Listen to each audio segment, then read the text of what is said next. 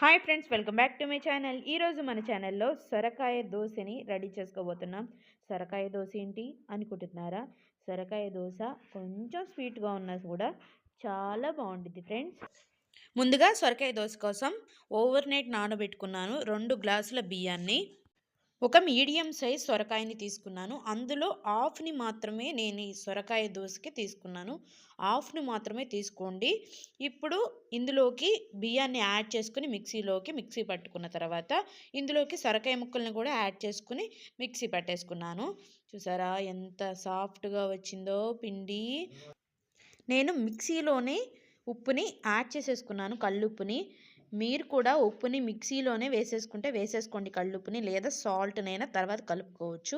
చూసారా ఎంత మెత్తగా ఉందో పిండి. ఇప్పుడు ఇందులోకి మనం ఏమీ యాడ్ చేసుకోవాల్సిన అవసరం లేదు. మీకు ఇష్టం ఉంటే ఇందులోకి జీలకర్ర యాడ్ చేసుకోవచ్చు, లేదంటే స్కిప్ చేసేసేయండి.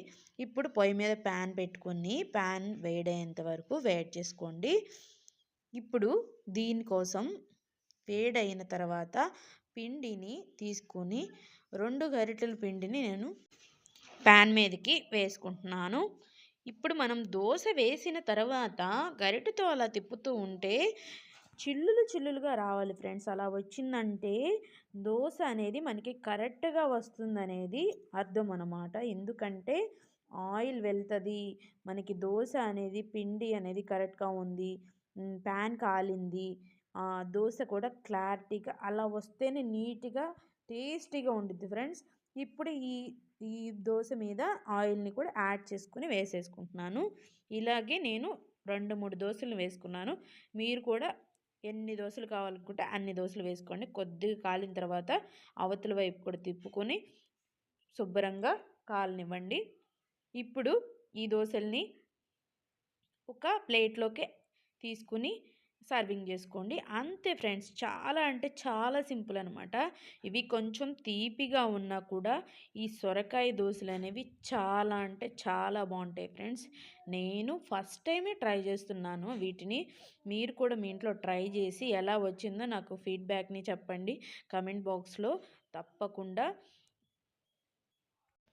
ఇంకా మీకు ఎటువంటి కర్రీస్ కావాలన్నా, ఎటువంటి స్నాక్స్ కావాలన్నా, లేదా టిఫిన్స్ కావాలన్నా, లేదా ఇంకేం కావాలన్నా కూడా మీరు అడగొచ్చు.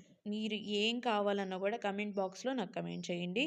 నేనైతే నాకు వచ్చిందైతే మీకు ఖచ్చితంగా చూపిస్తాను ఫ్రెండ్స్. ఎప్పుడు మనం చేసుకునే టిఫిన్సే కాకుండా ఎప్పుడైనా ఒకసారి ఇలాంటి టిఫిన్స్ కూడా చేసుకుని తినాలి ఫ్రెండ్స్. ఎందుకంటే ఆరోగ్యానికి ఆరోగ్యం ఫ్రెండ్స్. ఇలాంటి టిఫిన్స్ టేస్ట్కి టేస్ట్ 2 ఉంటాయండి. మీరు కూడా నేను చూపించిన విధంగా ఈ సొరకాయ దోశని రెడీ చేసుకుని తప్పకుండా తినేసేయండి. ఓకేనా? ఇంకా మీకు ఎటువంటి వీడియో కావాలన్నా కూడా నాకు కమెంట్ బాక్స్లో కమెంట్ చేయొచ్చు. నాకు వచ్చిందైతే తప్పకుండా చెప్తాను ఫ్రెండ్స్. మీకు గనక నేను చేసిన ఈ సొరకాయ దోశ వీడియో నచ్చినట్లయితే నా ఛానల్ని సబ్స్క్రైబ్ చేసుకోండి, ఆల్ అని నొక్కండి, నోటిఫికేషన్స్ అన్నీ వస్తాయి. నేను ఏ వీడియో పెట్టినా కూడా మీ వరకు వస్తుంది. షార్ట్స్, ఫుల్ వీడియోస్ అన్నీ చూడండి, మనవి చాలా బాగుంటాయి. Okay friends, bye.